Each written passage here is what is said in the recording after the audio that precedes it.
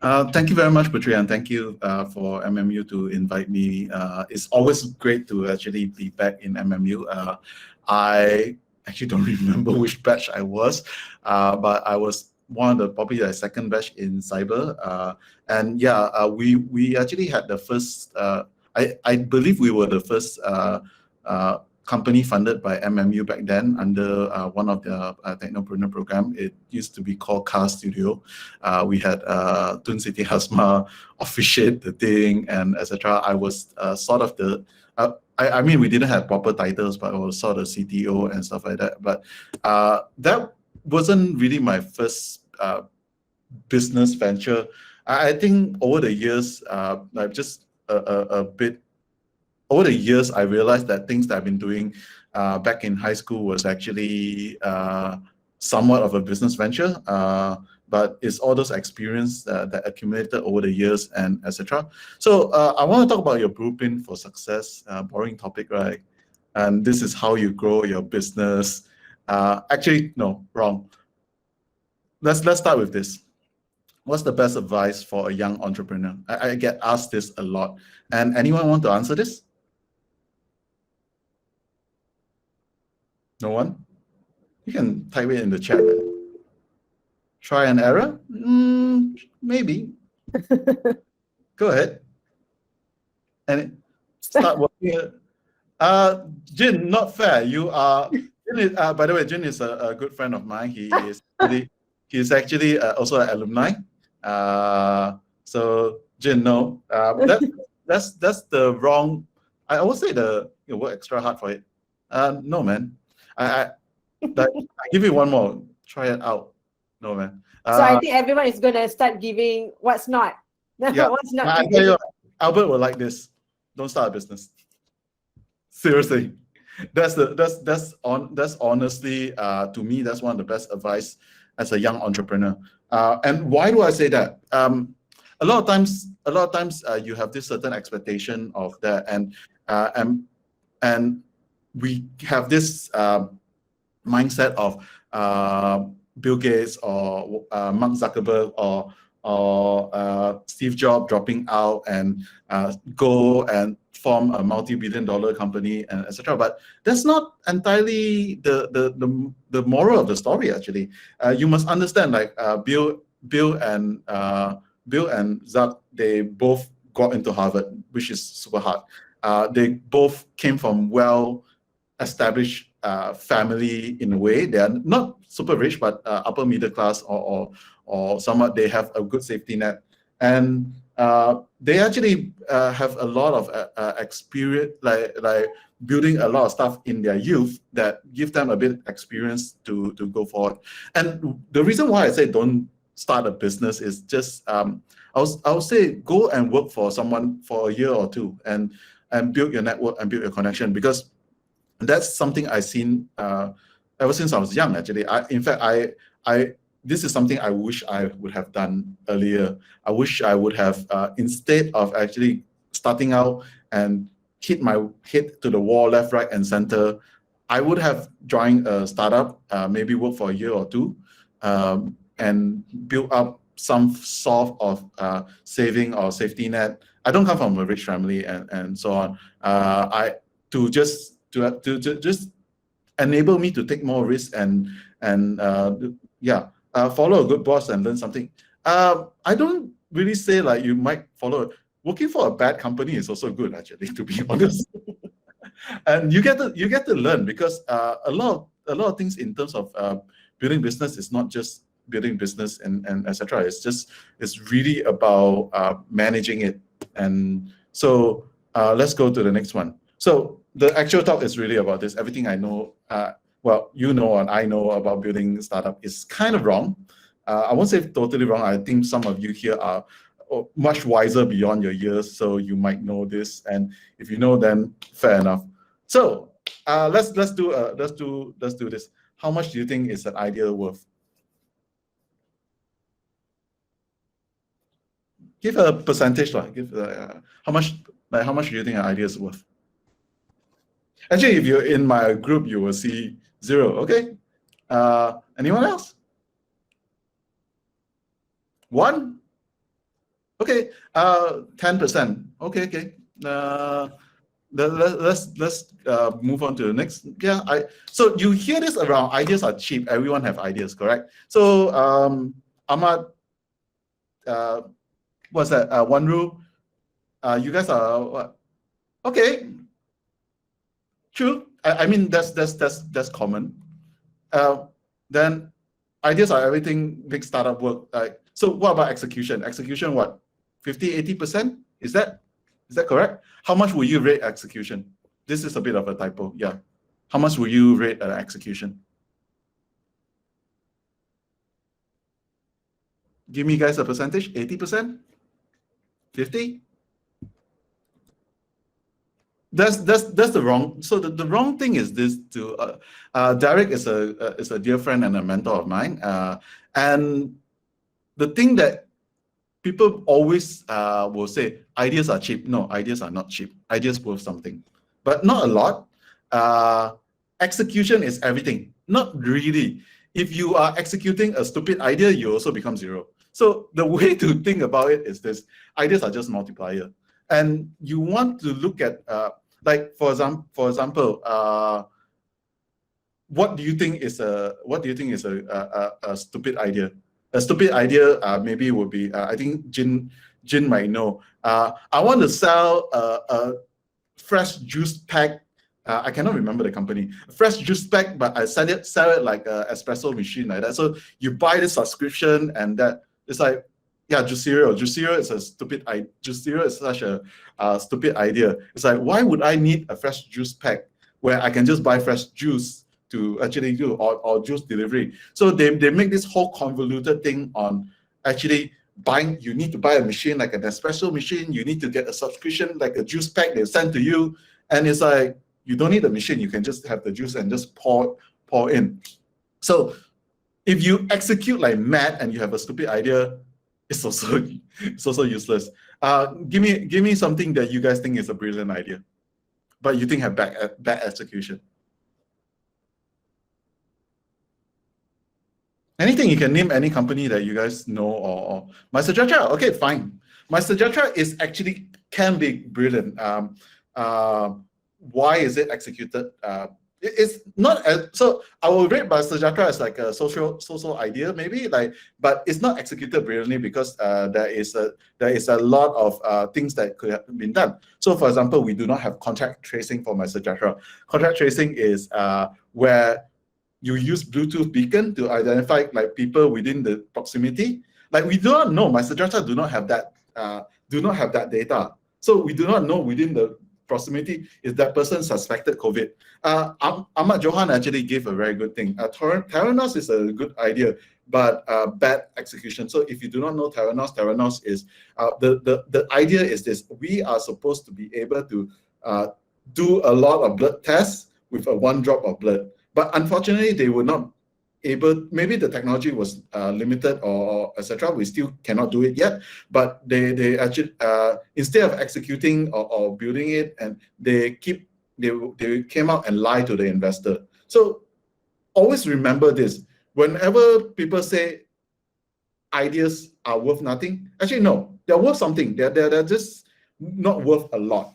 And so when it comes to actually starting a company and building a team, you always need to look at a multiple thing. Like, oh, is this, like, people say, oh, I'm the ideas person. No way, man. Like, there's no such thing. There's ideas person together with an execution person. And as a startup, you usually work with a team of like 3, 4, maybe even one person as a solopreneur. Yeah, you have to juggle both. A brilliant something that was I think you guys all know Airbnb, correct? So think of it this way. Before Airbnb, if I were to tell you, you know what? In the future, you will not stay in a hotel. You will book a random room from a random stranger across the world that you haven't seen the room, and the person will leave the key somewhere that you key in a number, then you pick up, then you go into this stranger's house and stay. Is that a brilliant idea or not? Actually, no. It's to like if I've evaluated a lot of ideas over the past my career, because I used to sit in a board for MDEC to actually give out funds for startups.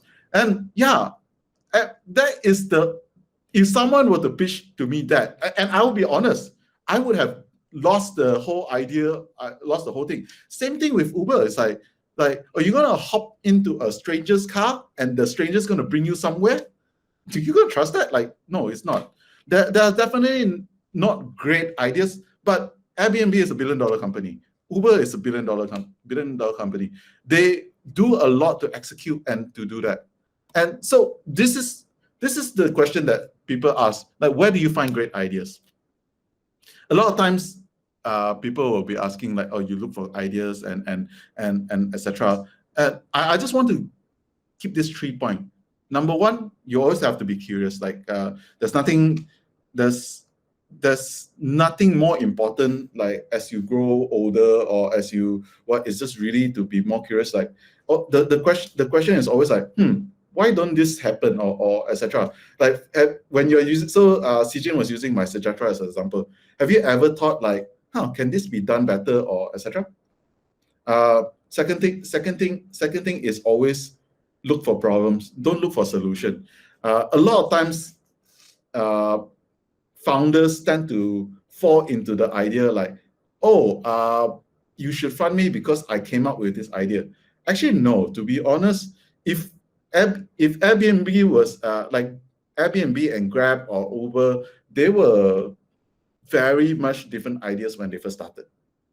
So if I were to tell you YouTube started off as a dating site, will you believe it or not? So, which is true. They actually started off as a dating site.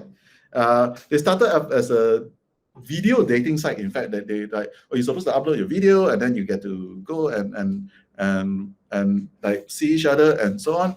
But it's not a dating site. YouTube is one of the second most visited search engine in the world, and you have to evolve. But at the end of the day, it's always looking for problems to solve. That is one key mindset that most entrepreneurs don't look. They always fall in love with the solution. They always think like, okay, this is my idea. My idea is wonderful, but actually, especially as an investor, I will look at whether are you obsessed about the problem, whether are you do you understand the problem well enough.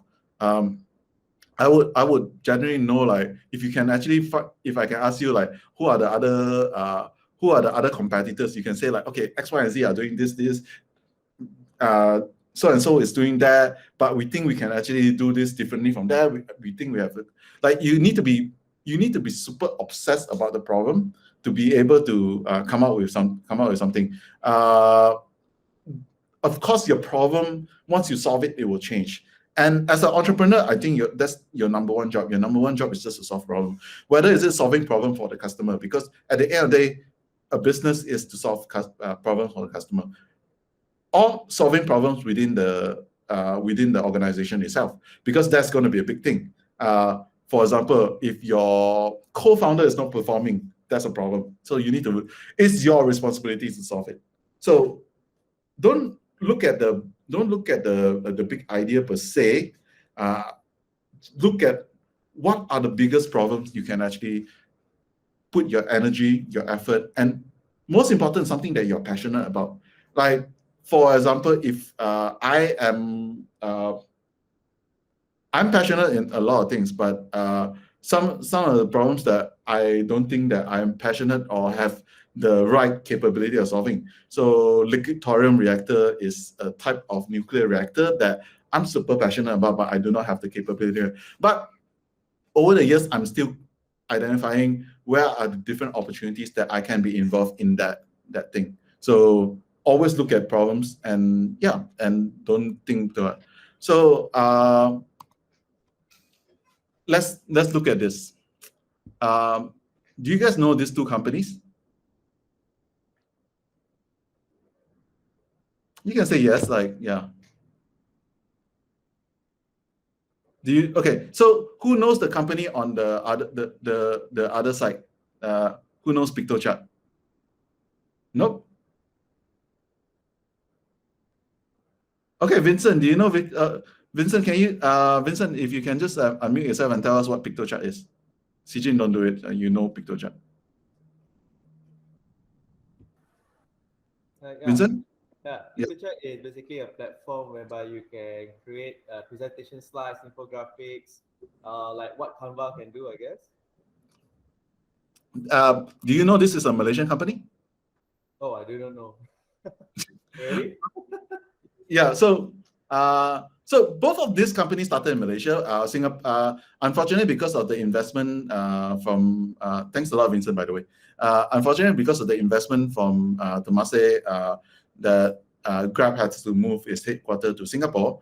Grab started off as My Taxi. The Anthony's original problem that he was trying to solve was, I want to do a system to monitor taxi drivers and to coordinate taxi drivers, and then he realized that the problems shift because as you're more obsessed about the space, he realized that the problem is not solving the problem for this the cab company. It became solving the problem for the taxi drivers themselves, that they cannot get rides or etc. and the rider themselves.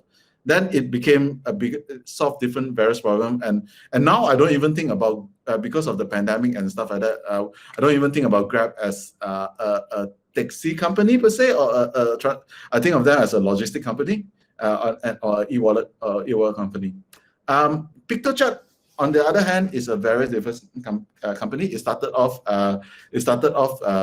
in Penang by this lady and her husband, Ai Ching and Andreas.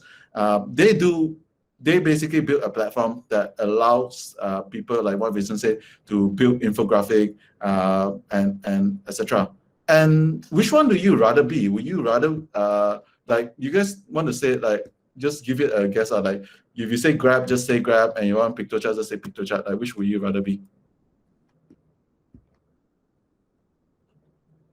I don't. So I guess you guys do not know a lot of people. Do not. Oh, everyone wants to be Grab now. I think you do not know PictoChat well enough. What I want to share with you is the problem that a lot of entrepreneurs tend to think they cannot do. So the key thing is this: raising funds or bootstrap. Which would you rather do? Do you know what bootstrap is?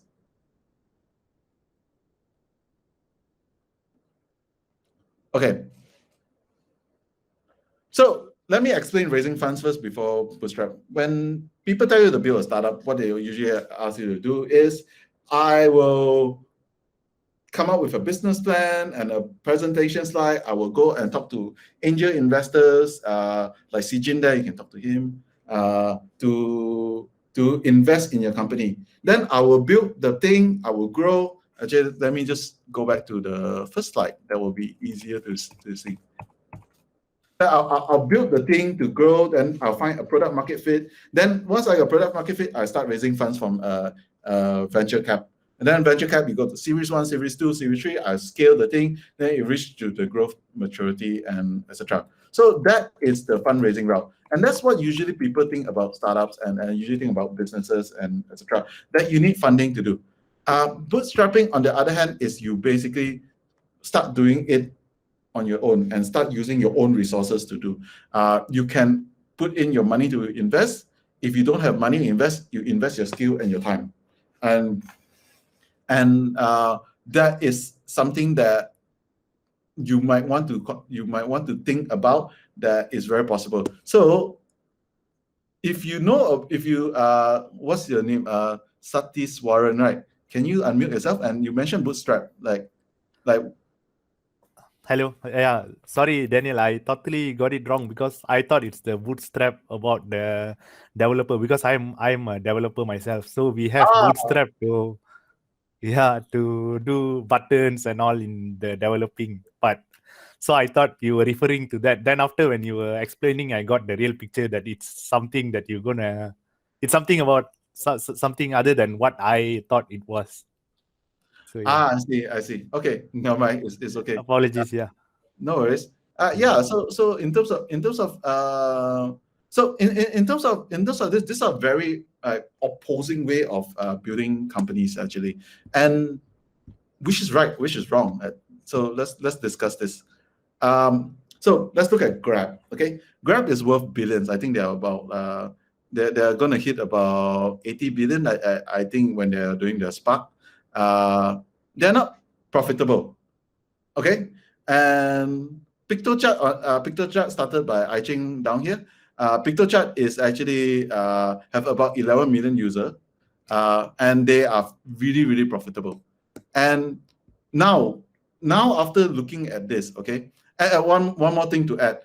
Grab staff hustle like mad like that, so they work crazy hours basically. Cheryl, who is the CMO of Grab, is a good friend of mine, and I'll let me tell you a story at Anthony. Okay, it's better than tell a story at Anthony than Cheryl. So one of the first time when I was hanging out with Anthony, we were at a Khazanah retreat, and we were in Langkawi.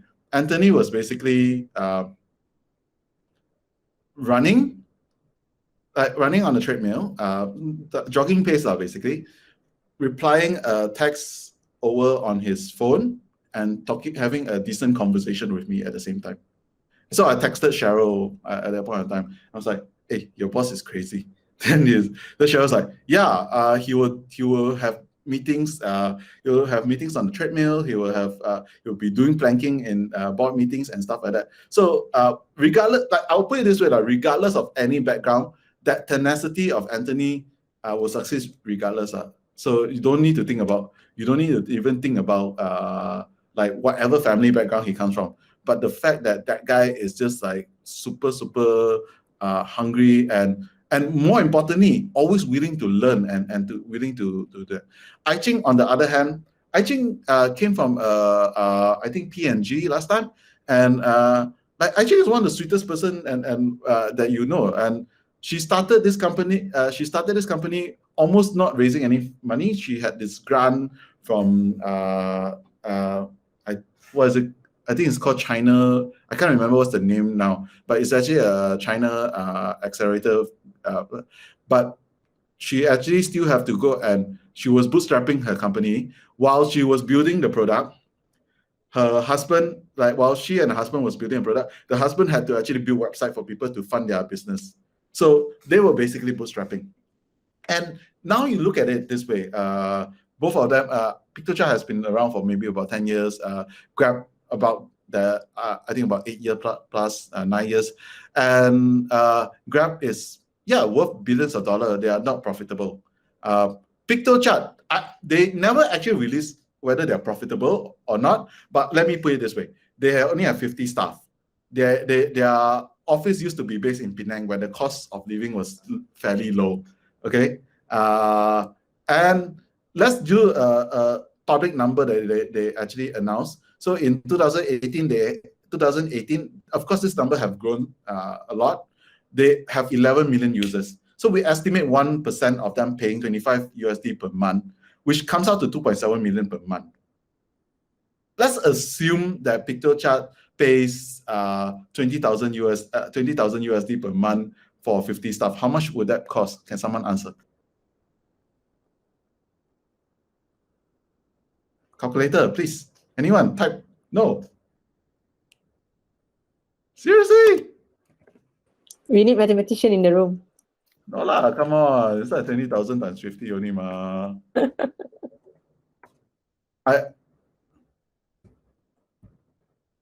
No, it's just 1 million. Of course, they are not paying $20,000 per month for every per month. So, what does temper overall profitability mean? Temper overall profitability meaning that it's basically because okay, let me explain this a bit further. So let's look at both sides again. What's the advantage and disadvantage? The advantage of actually Grab is that they have resources. They can actually hire a lot of people. They can actually use their funds to do a lot of marketing and etc. But usually when you are building this is called a venture growth, high growth startup. You're building something like this. You would generally need a lot of funds, and in fact, like Amazon wasn't even seeing profitability after a while. So temper overall profitability over the next years is like, this is their projection, because they have to spend a lot on R&D, they have to spend a lot on marketing, they have to spend a lot of money, and because that is also one of the things that people will look at it when you're raising funds. Because when you're raising funds, your VCs or your investor will ask you to, what's your plan of spending that money? And they will force you to spend more money to acquire growth, basically. And to acquire growth, you will end up being, how to say, you end up being in a red for a while, meaning you end up losing money for a long period of time. And those are the path of a venture growth startup. And PictoChat, on the other hand, don't have a lot of investors. So what they do is they basically they build and they sell to their customer. And because they sell to customer, they keep the money. They don't have to look at investors, what they have to care about. Grab, on the other hand, if you follow their news, they are actually going for a SPAC listing. Essentially, they need to be listed, so they need to grow their valuation. So when the investor exit, meaning the investor sell the share, let's say when I invested an amount, let's say I invested 100,000 in 10% of Grab. And when Grab goes 10 times of that and I exit, I get 1 million. So that's usually when you get VC, they tend to look at 10x, 20x return in terms of that. So now understanding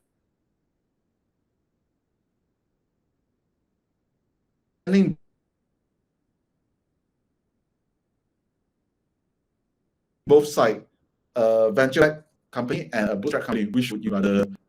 The profit, you do whatever you Grab. Yeah, you get on Fortune 500. You are listed as one of the richest men in Singapore at this point in time. Your company is worth billions of dollars. You hire. I think Grab has about 2,000 people staff, if I remember the last count. Like that's not including the riders staff, like from developers to marketing to everything. Now, which one would you rather have? Can you guys answer? Or anyone can unmute the mic and just explain a bit, why do you choose which one?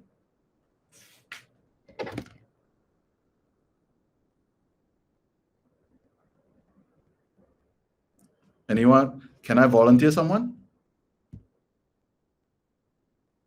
Okay. Maybe Wanru, can you unmute yourself and just share why do you choose PictoChat? No idea, because I just chose PictoChat. I just feel that it will grow on the revenue side, and maybe because Grab, there's high competition. So yeah.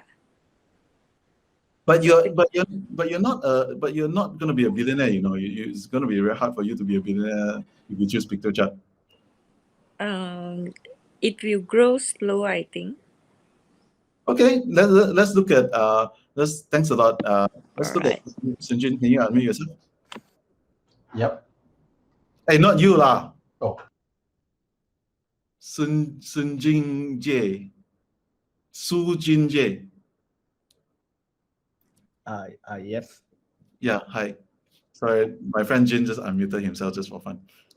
So I think that the PictoChat is more, I think, can get more money. Okay. Okay, fine. We'll get to, thanks a lot. I will, Ifa, can you just unmute yourself? I'll go to Ahmad's question later. Yeah, so I don't really mind not being a billionaire, because to me, it doesn't really matter to me. For me, I like PictoChat because I know like Grab is struggling to like make profits and all. And for me, that's more important than just just personally calling myself a billionaire, if that makes sense. Okay, let me rephrase that now. So PictoChart has 11 million users in that. Like let's say 11 million users.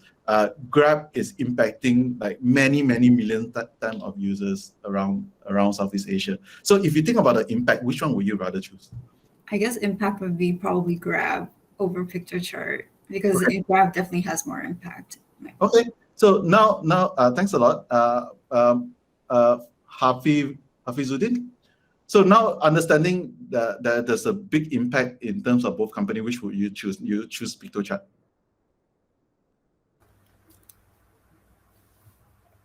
In terms of impact, I think both have great impact. But I think Grab may be like more to commercialize impact versus PictoChart individualized impact, I think. Okay, thanks a lot. Chan Sui Tan, can you unmute yourself? Why do you choose Grab? So I was waiting for someone to choose Grab. I think Grab, impact-wise, Grab is better lah. Then, although the first answer is PictoChart because it's a more relaxed lifestyle and then it's profitable, but I don't know. For me, I'm more purpose-driven, so probably Grab. Yeah. Okay. Fair enough. Ahmad Johan, before we go talk about Ahmad Johan, if you unmute yourself.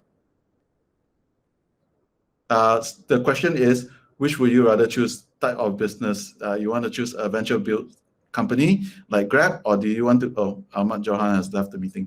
Or you want to build a bootstrap company like PictoChart? That's yeah. Yeah, I think the Grab type. I prefer Grab type. Okay. So just to clarify, also, when I mean by bootstrap, doesn't mean that you are freelancing or anything. It could be just building something on the side. A side hustle could be a bootstrap. So you could be working for a day job. You can be working for a day job. You're working 9 to 5, and then you spend your weekend building up a product, building up a startup, building up a business. So that could be bootstrap also. So you don't have to. Essentially, what I mean by bootstrap is you're not actually seeking funding to build your business. So it doesn't matter what kind of business. It could be like, let's say you want to run a cafe and you want to bootstrap a cafe, but your day job, you are actually working for Grab. So what do? Over the weekend, maybe you go to a farmer's market, or you go to a place and you set up a booth, and then you sell coffee like only on the weekend or something. And you could use your dad's and mom's tables and chairs. Yeah, whatever it is, you just use your own resources to do. So I want to get Risika up because you mentioned Grab, and then I think you. Yeah. Why do you choose Grab? So I chose Grab because I was started thinking in the point of like investing into the company. So I think like if I were to invest in Grab, I'd get a bigger return than PictoChart. But of course, PictoChart is also incredibly successful. But I think personally, I like the impact that Grab makes, and it's also like a Malaysian company, so it's local. So is PictoChart, but Grab is just bigger. Okay, I mean that's really fair enough. So I mean there's actually nothing wrong with choosing both. And that's the thing. That's the thing when you are going through your entrepreneurship journey, a lot of people will come and tell you like you have to choose. You have to be a bootstrap, or you have to actually you have to raise funds. People will give you all this kind of stupid advice on, and there's nothing wrong. In fact, you can actually choose different life cycle and to do it. And basically, you can start as a bootstrap company, and then you can raise funds if you choose to need it. There was a period of time I-Ching actually was deciding like, okay, yes, we are profitable, but do we want to grow bigger or etc.? You need to look at the trade-off and what the various responsibility and etc. And don't get me wrong, there are big companies that are essentially don't have much investors. IKEA for the longest time was actually owned by the founder, and there wasn't any much of an investment. But what are the trade-off is basically time, the length of time you spend on it, meaning like the growth that venture-backed company, you might actually spend less time sometimes. Maybe not, actually they're both the same. But you might reach profitability. It definitely will reach profitability with a bootstrap company, because you don't have venture fund money, so you need to learn how to build the thing. There are at the end of the day, if you, I know it sounds like a stupid cop-out that you can choose both. Yeah, of course, but the fact is, this is going to confuse a lot of you when you're building your company. There will be investor will come in, take money, and if you have something of traction, investor will come and that's the good part. That's super good part. When investor come knocking at your door, it's like, here's money and go. You don't have to. It's not like the other case that a lot of entrepreneurs will face, like, I do not know how to get funding, or the investors are not interested in your thing, and etc. So you need to learn how to adapt to the situation. There are companies out there that investors will never invest, but that it might turn out super profitable. And there are circumstances like Airbnb, because they are based in a place like Silicon Valley, that the investors are more willing to throw money to do stupid risks. Honestly, like, I can be very honest, in Malaysia, even in Southeast Asia, if you come up with an idea with Airbnb, at least this is the foreseeable future, like foreseeable 3 years down the line, when we don't have enough stupid money in the ecosystem. What I mean by stupid money is money that we do not have a lot of exit in this ecosystem at this point in time, both Malaysia and Southeast Asia, that we won't see a lot of angel investors. So once like Grab exit or Bukalapak, there are more angel investors, because all of a sudden there are more people that are elevated in the sense that they have excess money that they can throw, basically. So they don't have to worry too much about that. But at this point in time, at least within the next, when are you guys graduating? I'm looking at the next 3 to 4 years or so like that, there will still be a lot of investors will come in and tell you, and by the way, don't look at investors as they know, or they honestly do not know. They are just taking a bet on you. And the reason they invest is they're investing in you, investing in a team. They're not investing in your idea. They're just looking at more on your company. So you'll be very confused where people will say like, yeah, raise fund. These are the investors you should talk to. Then you'll come to a point that your investors like, yeah, I don't think this is a good idea. Then you will start pivoting based on your investor. And that's the wrong thing to do, basically. Because come back to the first point, you need to solve problems. And you're not solving your investor's problem, your first and foremost problem is solving your customer's problem. And this is why I say a lot of advice will be wrong, because generally people will tell you what there's one way or another, but investors will come in and say like, I know this is sound like investor bashing. Don't get me wrong, you have to work with investors and think of it like a marriage, think of it like a partnership, think of it something as something long-term and extra. But a lot of young entrepreneurs will tend to talk to investors like, oh, so what do you think about my idea? Then the investor said, I don't think you should do this. I think if you do this, you will be more successful. But the first thing you always need to analyze is like, does the investor understand the problem well enough? I'm just going through the last 3 slides. So anyone know what is this? So this is probably my favorite advice, and for all of you. Do you know who it is? So this is Nike. Nike is the goddess of victory. The reason I say that at the end of the day, just do it. Like that's don't bother raising funds. Don't bother what. Start building, start validating your idea. And it could be as simple as sending an email. Hey, I'm building this. I'm selling this thing. Who wants to buy it? And as soon as you got a customer, you got a user, start building towards it. At the end of the day, solve your user problem and let your user guide the growth. So I know we are reaching 1 hour. This is how you can get in touch with me. Any questions and etc. Wow, that's great. They have been very interactive, throughout your session. So that's great. So do you have any questions that you might have? Any suddenly you realize that, oh, okay, maybe I just have this idea that I want to go by, Daniel.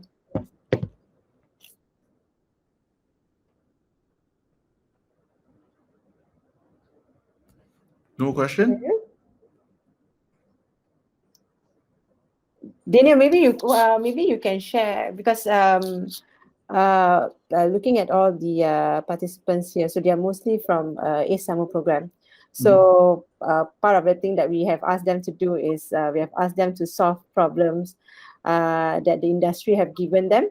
So we had 3 industry who came by in the first 2 weeks of their of the program.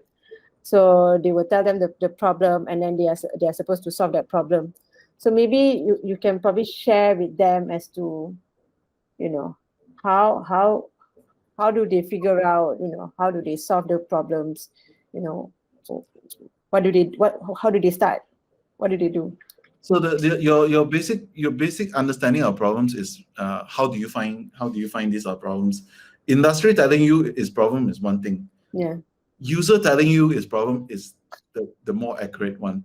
And so you always need to talk to your end user. Like,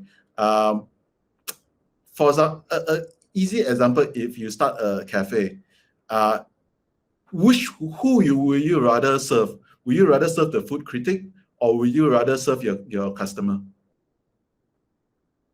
So the industry is like the food critic. The industry will come and give your opinion, like, oh yeah, like your cream cheese need to be this and that and etc. And these are the same mistake where a lot of investors will come in, because they are like, but at the end of the day, if your customers say like, yeah, I like your cheese because I like your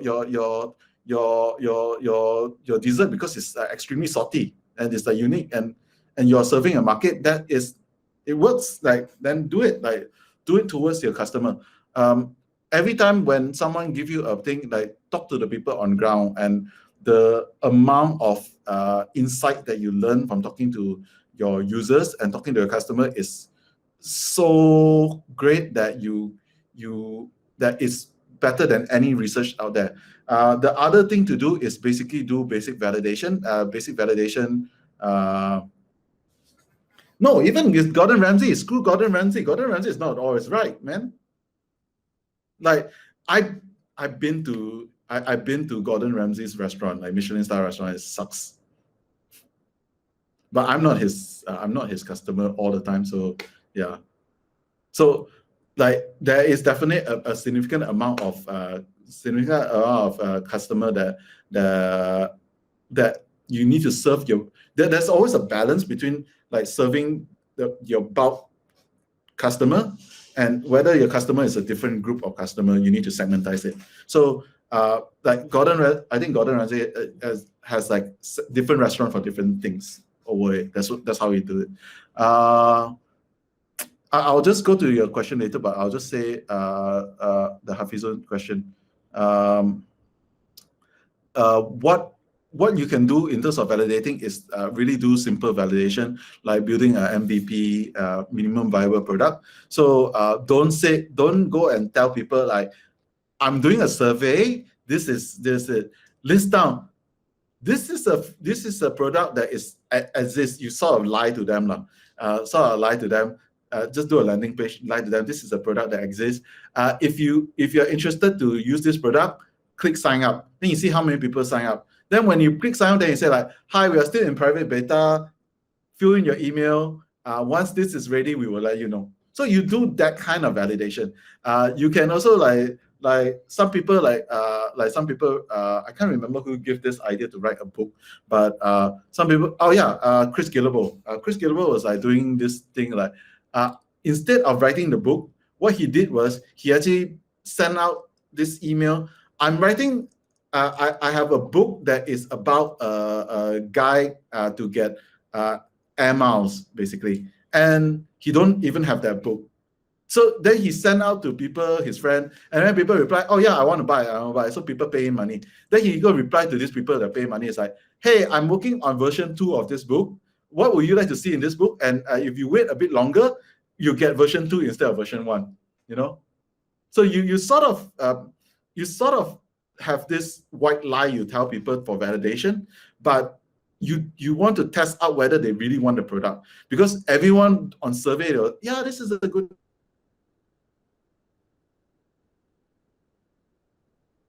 thing, yeah, boleh. Yeah, so you want to actually see whether you're solving a real problem, because if you're solving a real problem, people will suffer and suffer like mad like that. Then they, as soon as they exist, they're like, "Here, take my money," you know, like the Futurama Fry, "take my money" kind of thing. Let's go with Hafizuddin question. Can I know many Malaysian startups have failed throughout your experience? Why they fail if the idea is considered? There's many things on failure, and the honest thing is, not everything is within your control. One is market. The other one is timing. Let's say, for example, if you guys know who Reid Hoffman is, Reid Hoffman is the founder of LinkedIn. In fact, he started he started a company a few years back before Facebook. He's also invested in Facebook, by the way. A few years back before Facebook is called is a social network called 6 Degrees of Separation or something like that.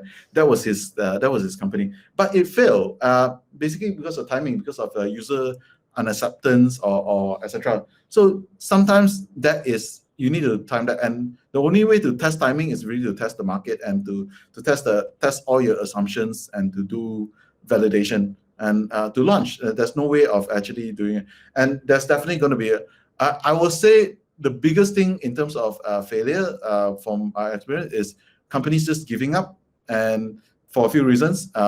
One is no investors are going to invest more or etc.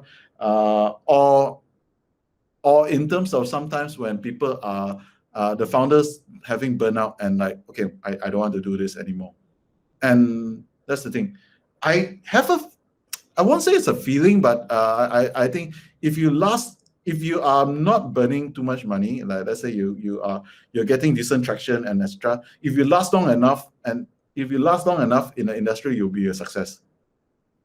So it doesn't matter how small you start or etc. As long as you keep going at it a long period of time, you always end up as a success.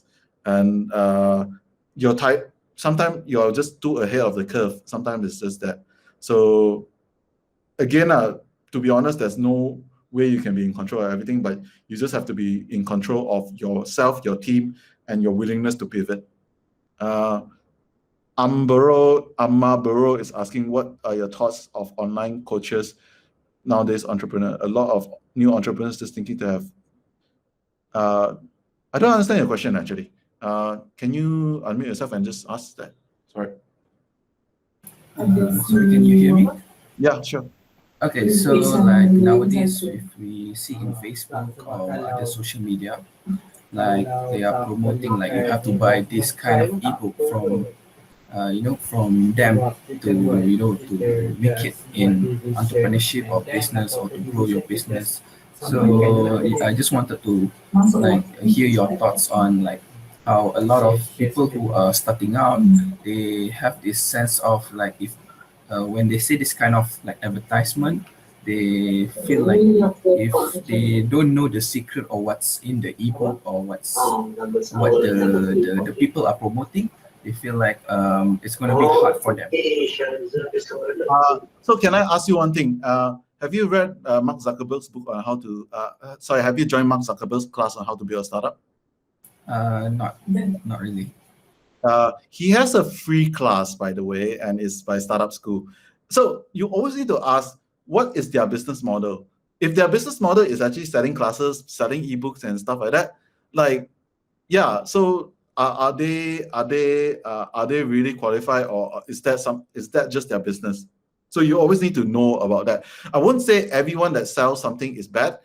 Sometimes it's actually good. Like the founder of DuckDuckGo has a book on traction, which I like, and it's just basically a documentation of his thought process of how do you gain users for your SaaS companies or for your website or your app or etc. So you always need to ask this question: who is he serving? Like if he's building a course, if like this, he or she is building a course, if that is their business, if they are a trainer, yeah, I don't think they have like secrets or anything that the people. I think I come from experience to say a lot of times, if you Google hard enough, if you YouTube hard enough, you'll find an answer instead of actually going to that. But that being said, the advantage of that is if you are selling something reasonably priced and etc., it helps you to organize your thought. Fine, fair enough. What I dislike is basically a lot of the all these online coaches or what we call fake gurus is like they overcharge you. They charge like like tens of thousands or thousands of dollars, not even ringgit and stuff like that to go and what. So a good way to look at it is like Skillshare. Like Skillshare.com is basically a lot of practitioners are sharing over there, and these people are people who know their stuff, and you are not paying like something exorbitant to sign up for it. You can also go like masterclass or stuff like that, but ultimately, I think my advice is like first thing first, figure out what business is this person doing. If they just like vaguely say like, oh, yeah, you know, I do e-commerce, drop shipping, whatever, and I make tens of thousands per day or so on. Yeah, find out exactly if is that true or not, because they need to show proof, like proper proof that they are making it or they are well known in the industry that they are doing that. A lot of times they can fake it out, like they and this is different from the faking it to make it kind of thing that I mentioned earlier. This is like outright lying already, because they are giving they are basically building credibility they don't have, that they are doing. So there's actually a lot of people that tend to do that because it's easy. It's like I sell a course for $1,000. I upsell you for tens of thousands, and that's the easiest way to make. Let me tell you the secret of making $1 million. Like let me just tell you that it's damn easy. So I'll type it out in the chat. Okay, $1 million is this, right? How many zeros is 1 million? So 1 million is that, right? Okay, correct, 60. Okay, you sell USD 1 times by 1 million people, and you have $1 million. Or you sell 10 USD times by 100,000, and you have $1 million. And the best way what those cost marketers tend to do, because they sell you 1,000 times by 1,000, how they make that's how they make or they sell you a masterclass for 10,000 USD, you know, times by 100. So a lot of times they will do that. A lot of times they will claim that they are doing something great, but not really. Like if people like who are successful and people who are they don't have time to sell courses. You don't see Warren Buffett sell you a course on investing. You don't see Bill Gates actually charging like tens of $1,000s for people to learn from Bill Gates. You don't see Mark Zuckerberg do that. They tend to do it for free, or they tend to do it for like going to alumni. In fact, Mark Zuckerberg will teach in startup school in Stanford, in Y Combinator and stuff like that, and that doesn't really cost you much money. There's a lot of stuff that are free. For example, learning Facebook marketing. I was at a call with Facebook yesterday. So many people are charging tens of thousands and hundreds of thousands of dollars to learn Facebook marketing. Yeah, you know, Facebook offer that course for free. Like you only pay 50 USD to get the certification, and then you're properly certified by Facebook to be to use Facebook marketing. Like I think that would be a lot better. A lot of times people were just selling old information. Just go online, hang out in forums, talk to people, and by the way, don't have to pay for mentors. Don't do that. So let's go to the next. Advertising to join the secret entrepreneur, just ask them to sell insurance. I would say everything is selling insurance. A lot of times, I think this comes with experience once you learn to filter them out, and you always need to know, like, if they're charging so much, if they are what, like their business is not there. Like you definitely have to charge something. Like if I run a physical seminar, yeah, there's definitely cost involved, but it will not cost me like tens of thousands for you to attend just because like I'm selling you some secret. And I think in the information age, that sounds like an old term lah. That sounds like how old I am. In this day and age, you want to learn everything, Google it, YouTube it. There's gonna be watch enough video, you will find like, yeah, these are the things that work, these are the things that don't work, and etc.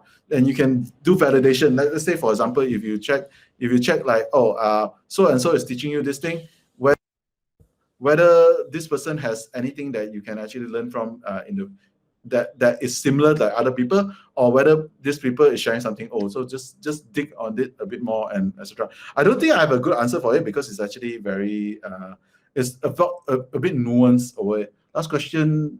Here your thoughts on multi-level marketing. So the downside about multi-level marketing is there's a fine line between multi-level marketing and scam. The key difference, because multi-level marketing is actually enforced by a license that you have to have an exchange of product.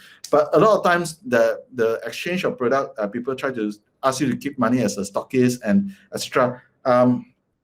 The way they tell you is that you need to use money to make money, like you have to buy products and etc. Yes and no. Like I would say the downside is that most MLM will teach you to just like ask your network, ask your friends, and etc. In order to build a successful business, you need to start building business beyond your. There's this thing called the Dunham number. So how many friends you have? How many friends that you know on top of your mind? The Dunbar number. So it's Dunbar number. It's not Dunham number. Dunbar number will say it's roughly about 200 to 250. Those are the top of mind people.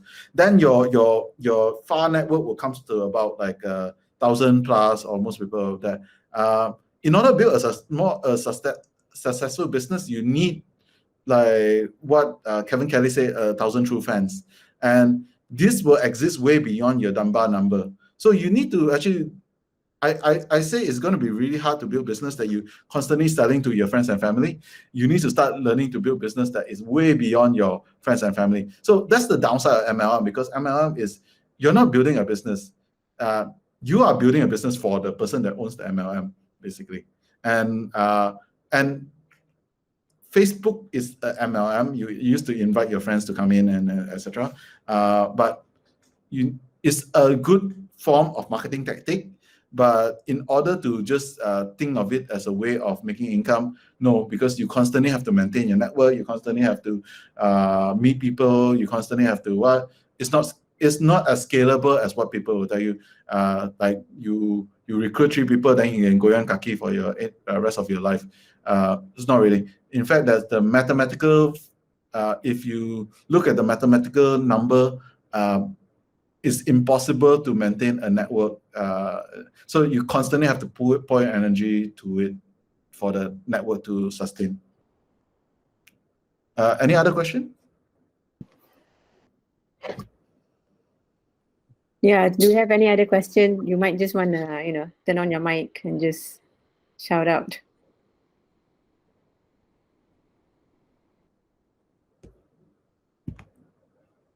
No. Calling once, calling twice. No. All right. Okay. Wow. Daniel, so that was a very great sharing. I think the students can learn so much. Your first slide that threw me off. I was like, oh my God, you're gonna squash the epitome of the existence of EDC, Entrepreneurship Development Center, when you said don't start a business. Advice to young entrepreneurs. No, it's definitely something that I think a lot of young entrepreneurs tend to forget, that they don't have enough experience. They don't have enough experience and network and etc. Best way to do is just work for a startup and then learn from founders and network through that. And you can learn your mistake, and you can learn a lot of things basically in terms of just working in a startup for a while. And yeah, if you're working in a high growth startup, then it's a very good chance of because those people are more susceptible to investing in more riskier ideas. So you might look for angel investors there quicker. It's true. That's true. Yeah, Magic is doing the exact same thing. So Magic is doing what they call as leap internship. So where you get to work at a start, you get to intern at a startup, but at the same time build your own startup. Yeah, with Magic. Yeah. I think there was an article. I think there was an article in Tech in Asia or something about Singapore's mafia. It's called the NOC. The startup mafia it's called the NOC. NOC stands for NUS Overseas Campuses, and what they do is they actually send students to actually work and study like with their partner universities, like in Stanford, but they at the same time working with startups and etc. And that is a really amazing network. And I'm not officially NOC because I'm MMU, of course, but I'm very close to the NOC folks. And if you see a lot of the amazing companies coming out from Southeast Asia, a lot of them are directly or indirectly associated with NOC. So, and that is something that I feel like that you learn a lot, and the network you build in terms of joining all this stuff to work for a year or two, and just to experience how do you manage a company, because running a startup is not starting a business. It's really a managing people management, resources management, and like you're managing so many. You're being a manager, to be honest. Yeah, that's true. That's true. Okay, wow, that's amazing. So are we paying for mentorship at Magic? No, I don't think. I think there are programs that you have to pay. Definitely, like sometimes you join certain things, you definitely have to pay. But in general, usually these are more of a community fee. But don't fall into the lie. It's like, oh yeah, if you don't pay, you won't be committed. Yeah. I think it's bullshit. I think if you're sorry to use that term. If you're committed, you're committed. You're not committed, even you put like say for example, you pay for a gym. Even you pay money for a gym, you won't be like, yeah, I won't like because I pay $100 per month, I will go to the gym. Not really, Yeah, I always waste my monthly subscription to the gym. Yeah, so don't equate that, okay? Sometimes they just sometimes certain programs they will just want you to pay. I know there are a few programs like from Magic. What they do is they ask you to pay, then after you finish the program, they will refund you a portion of it or stuff like that. So that is for their accounting or their either their accounting or their just their assurance of commitment. But there's no good way of measuring commitment except for just being present, like just showing up. I can't remember, was it Warren Buffett that said that showing up just is half of it, like half the battle won already. Pinjaman PT and you excel, you don't need to pay. Yeah, those are gamification ideas in those other. Yeah, PTPN is please pay your credits. Advice that you seldom hear from that. Try to maintain a good credit score. With your loans and everything. because as a founder, as a person that runs startups, sometimes you realize that, oh shit, it's hard to get my loan or anything. So when you're running a company, you always need to make sure you pay yourself. Make sure you maintain a paper trail. Make sure you maintain a payment, like a proof of income. Yeah. Your EPF, you pay your tax. Do that. Like make sure you do that, because when you go and like buy a house, or unless you buy a house cash lah, which I won't advise you on that. Taking loans is not a bad thing. You just need to know. There are good loans, there are bad loans. So you just need to know how to do that, and always maintain that. Yeah. What is something close? I don't get your question actually. What's that? What do you mean, Suhong? Yeah. Okay. Miss Putri, you still remember we are doing the donation app thingy? Yeah, we realized that our business model, right, it's really hard to be private actually, because most of the documents from the patient will be Oh, the blood donation app. Yeah. So Daniel, they are building a blood donation app. Yes. So it will be like very close to the. So we are basically integrated with the hospital administration. So we'll be getting like patients Data. Yeah, patients data. They are very personal data, like whoever got diabetes or maybe some illnesses, it will be all recorded down. So it's like a borderline illegal, technically illegal, especially for private companies. It's why I realized that one. I'm not sure whether how our business model would be. So and we ended up with, it might be something closely related to the government or certain government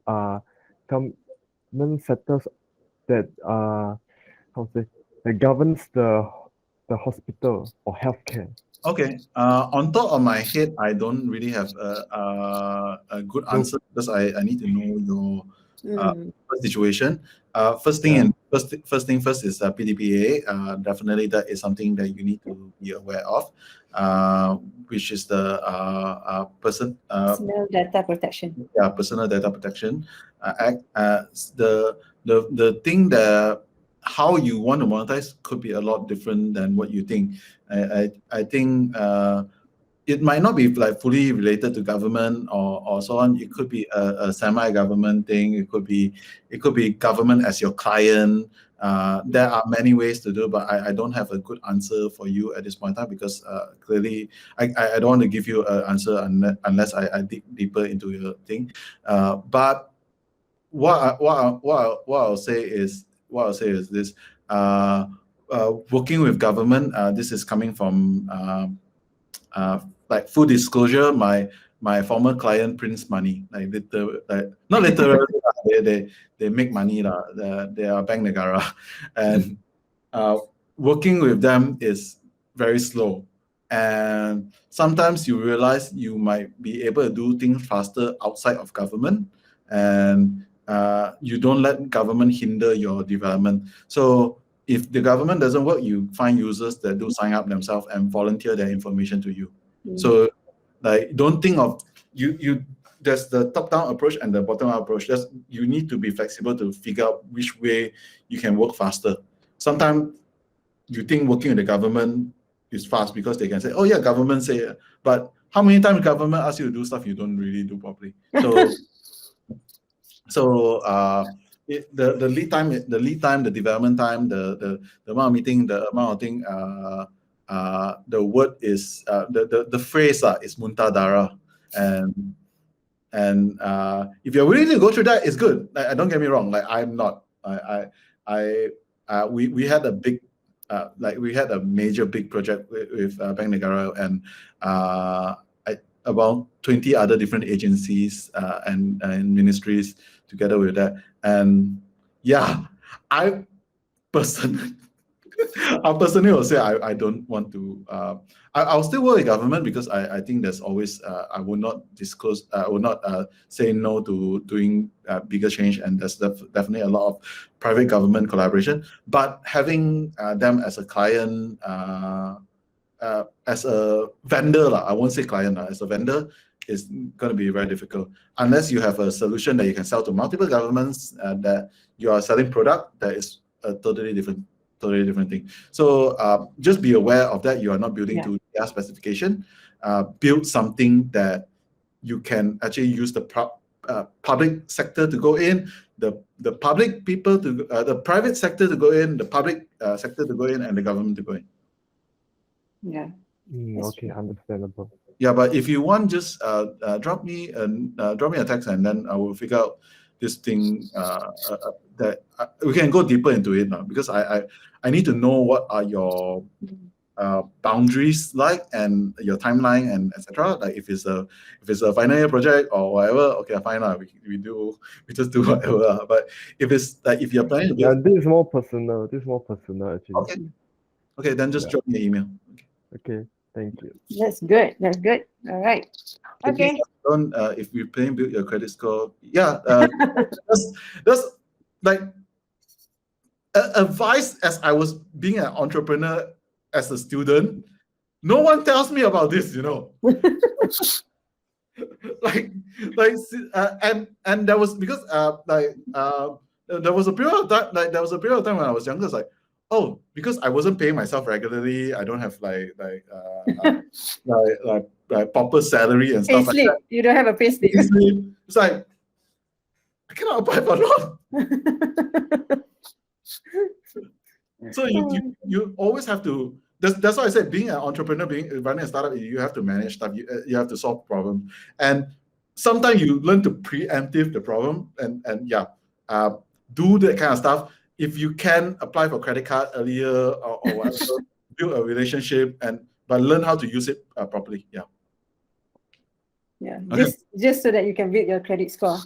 Yeah, like when you want to buy a house, like and that's okay, and that's the good part when you are actually working for a company initially, because they will establish all your EPF, they will establish everything for you. So that's true. You don't have to think about it. You just have to learn how to maintain it. Yeah. I was always influenced that use the credit card frequently as possible and repay. Bank will let you. Yeah, definitely. You just have to be a good. But the other thing, they will also look at your payslip, and they will look at your payslip. Like let's say you be depositing more money in your bank, then they're like, oh yeah, we'll raise your credit score and etc. Just maintain that. That is always a good thing to learn that, because it's you learn how to manage that.